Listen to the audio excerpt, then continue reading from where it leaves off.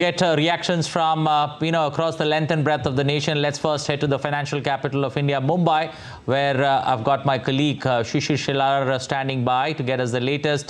Shishir, good morning. The market started off pretty strong, but suddenly the market is turned into, I would say, in a neutral zone. How would you look at the markets, and what are the reactions from Mumbai, especially when it comes to the interim budget?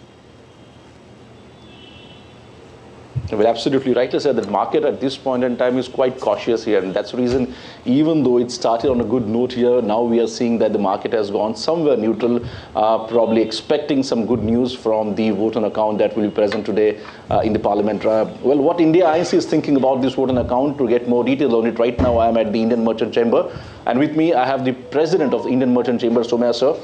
So welcome to DD India. Thank you. Well, the most important question today is that what the India INC is thinking from this budget, even though it is a vote on account, but what is the expectation from this vote on account? Thank you for having me.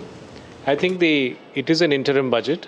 I think it is an important point for the government to state what it has done and underscore what it plans to do in the future.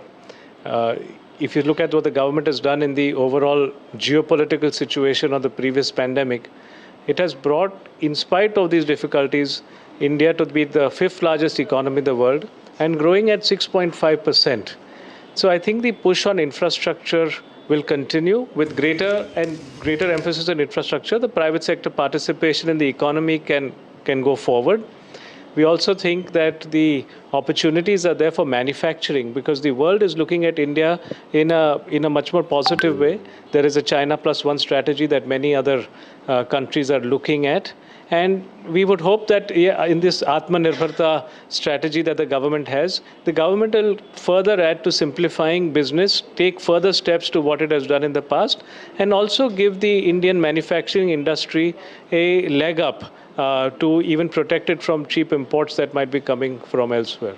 Well, the Indian government is trying to strike a balance between the fiscal discipline. Also, at the same time, you're focusing on some of the social welfare programs. The government is spending heavily on it.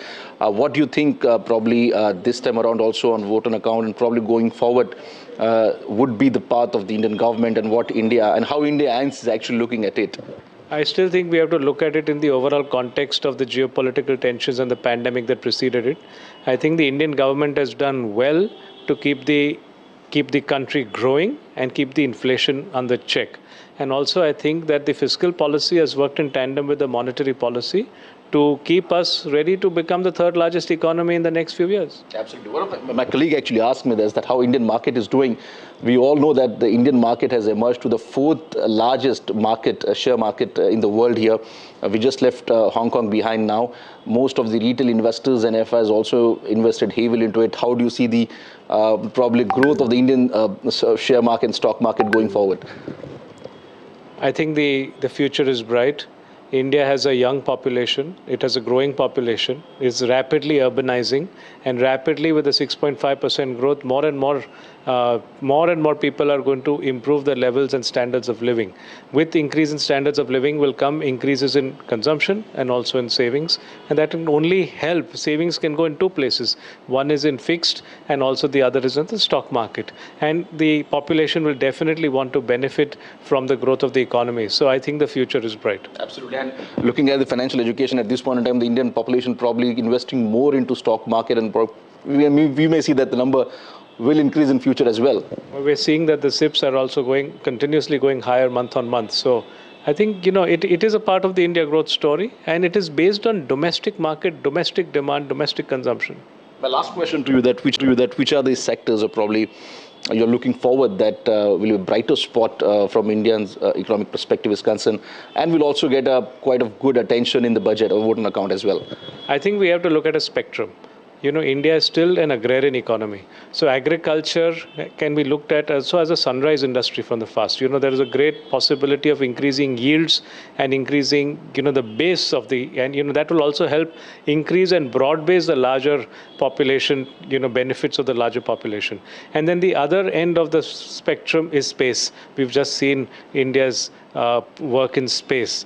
Now, and all things in the middle. So India will have to help the demographic dividend of the country so that skilling takes place. The skilling takes place so that our young population can participate from the sectors such as agriculture, manufacturing, services, defense, space, and also inculcate and further incubate a startup environment.